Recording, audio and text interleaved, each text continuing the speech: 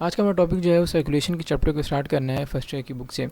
Start लेते हैं। सबसे पहले इन्होंने यहाँ पर ये बताया हुआ है कि सर्कुलेशन जो हमारे पास डिफ्यूजन है, डिफ्यूजन हमारे प्रोसेस ऐसा प्रोसेस है जो ज़्यादा कंसनट्रेशन से लो कंसनट्रेशन की तरफ मॉलिक्यूल्स को मूव कराता है। मगर डिफ्यूजन जो है वो हमारे बॉडी में पूरा नहीं पड़ता कि अगर मिसाल के तौर पर ऑक्सीजन ने ट्रांसपोर्ट होना है फ्रॉम लंग्स टू ब्रेन, तो वो अब डिफ्यूजन इतना भी अच्छा प्रोसेस नहीं है कि लंबे लंबे डिस्टेंस तक ट्रैवल कर सके। तो उसके लिए हमें सर्कुलेशन की ज़रूरत पड़ती है, ब्लड की ज़रूरत पड़ती है कि ब्लड के जरिए चीज़ें ट्रांसफर हो जाएँ। तो यही mention diffusion alone is not adequate for transporting chemicals over long distances. अब इन्होंने एग्जांपल दी है कि ग्लूकोज जो है वो जीआईटी से और ऑक्सीजन जो लंग्स से जैसे ब्रेन तक नहीं जा सकेगा डिफ्यूजन के जरिए, इसके लिए हमें ब्लड की ज़रूरत है। अब सर्कुलेटरी सिस्टम की डेफिनेशन बताई है। सर्कुलेटरी सिस्टम क्या है? सॉल्व ये प्रॉब्लम कर देता है ensuring that no substance may must diffuse very far, मतलब जो कोई भी सब्सटेंस को इतने लंबे डिस्टेंस डिफ्यूज़ ना करना पड़े और सर्कुलेटरी सिस्टम से ब्लड के ज़रिए वो चीज़ जो है वो ट्रांसपोर्ट कर दी जाए। But transporting fluid through out the body it functionally connect aqueous environment of the body cells and organ that exchange gases. मतलब यही है कि गैसेज एक्सचेंज हो, चाहे वो ग्लूकोज हो, जो भी हो, वो उसको पूरे हर चीज़ को पूरी बॉडी में ट्रांसपोर्ट कर देता है थ्रू ब्लड। ये सर्कुलेटरी सिस्टम का काम है। ठीक है, यहाँ पर कुछ खास बातें नहीं है, ये जो मेन बात इस पैराग्राफ में मैंने आपको बता दी है। अब टाइप ऑफ सर्कुलेटरी सिस्टम है कि सर्कुलेटरी सिस्टम किन टाइप के होते हैं। एक हमारे पास ओपन सर्कुलेटरी सिस्टम होता है जो लोअर एनिमल्स में मौजूद होता है, और एक क्लोज सर्कुलेटरी सिस्टम होता है जो हायर एनिमल्स में मौजूद होता है। अब मैं ओपन सर्कुलेटरी सिस्टम आपको नीचे लेके चलता हूँ एक ब्लैंक पेज पे और आपको ओपन सर्कुलेटरी सिस्टम का बताता हूँ कि वो कैसे काम करता है और कैसे ऑपरेट करता है। यहाँ देख लेते हैं। देखिए, ओपन सर्कुलेटरी सिस्टम जो है वो ऐसे ऑपरेट करेगा कि हमारे पास अगर ये कोई एनिमल की बॉडी है, ठीक है, और इस एनिमल की बॉडी में यहाँ जो उसका भी ब्लड है जो भी है वो यहाँ पर फ्लो कर रहा है। उसके ब्लड को क्या कहते हैं मैं आपको थोड़ी देर में बता देता हूँ, बट वो पूरी बॉडी में ऐसे फ्लो कर रहा है। ठीक है, तो ये ओपन सर्कुलेटरी सिस्टम है, मतलब ओपन है।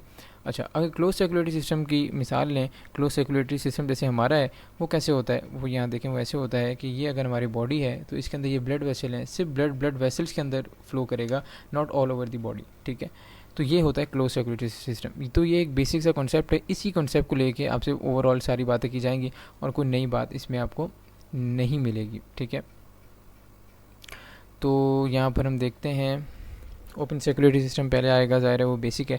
ओपन सर्कुलेटरी सिस्टम क्या है कि गैस्ट्रोवेस्कुलर कैविटी, गैस्ट्रो का मतलब होता है जीआईटी, वेस्कुलर का मतलब होता है जो ब्लड वेसल्स हैं, cavity inadequate for internal transport within animals. मतलब क्या है कि ये जो गैस्ट्रोवेस्कुलर कैविटी है, जीआईटी और वेस्कुलर कैविटी, ये इन एडुकेट है। मतलब क्या कि ब्लड जो है उनके ब्लड पूरी कैविटी में मूव कर रहा है, पूरे बॉडी में मूव कर रहा है, ऐसा नहीं है किसी एक पर्टिकुलर रीजन में या ब्लड वेसल में मूव कर रहा हो।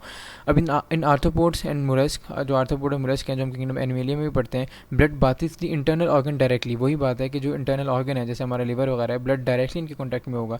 बट हमारे अंदर जिनके अंदर क्लोज सर्कुलेटरी सिस्टम है उसमें ऐसा नहीं होता, ब्लड जो है ब्लड वेसल में फ्लो करता है। This arrangement is called open circulatory system. तो इसके बारे में आपको एटलीस्ट की डेफिनेशन और दूसरा है कि आर्थ्रोपोड और मोलस्क में ही मिलता है, ये आपको पता होना चाहिए। अच्छा, अब ये क्या कह रहे हैं, there is no distinction between blood and interstitial fluid. ठीक है, इनके ब्लड और इंटरस्टिशियल फ्लूइड में कोई फ़र्क नहीं होता। अब इंटरस्टिशियल फ्लूइड क्या है, देखें हमारे पास अगर ये ब्लड वेसल है एक, तो यहाँ पर टिश्यूज़ हैं हमारे।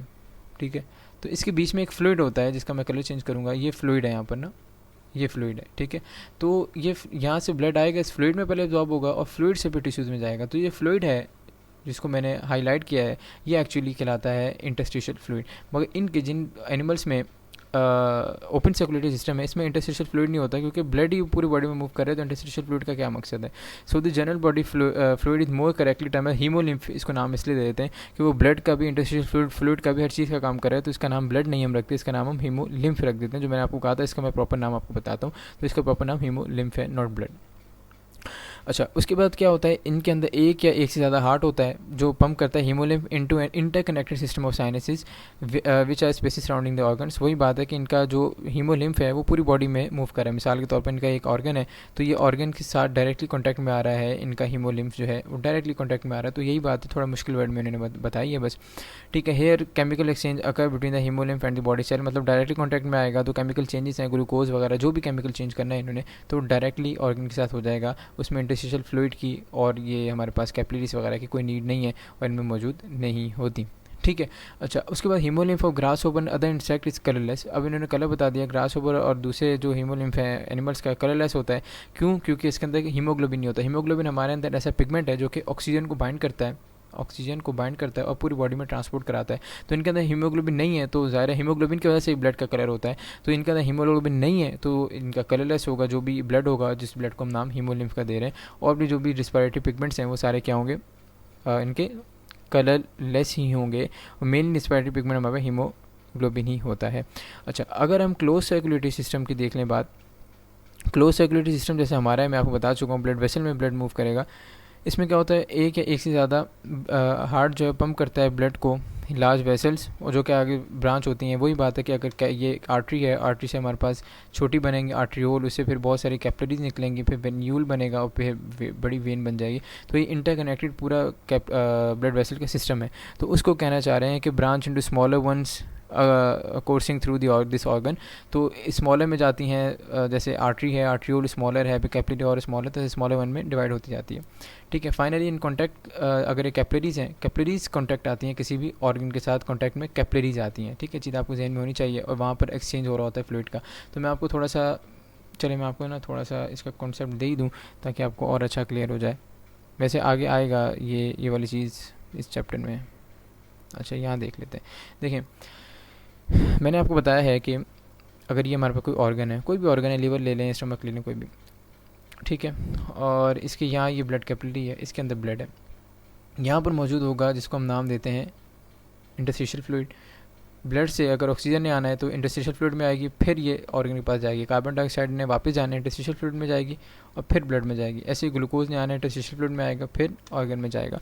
तो ये वाला पूरा सिस्टम जो है ये हमारे पास होता है। और ये जो ब्लड वेसल है जो डायरेक्टली कॉन्टैक्ट आ रही है किसके ऑर्गन के, वो कैपिलरी होती है। अच्छा भाई, अब हम जाते हैं अपने यहाँ पर जहाँ पर हम पढ़ रहे थे। ठीक है,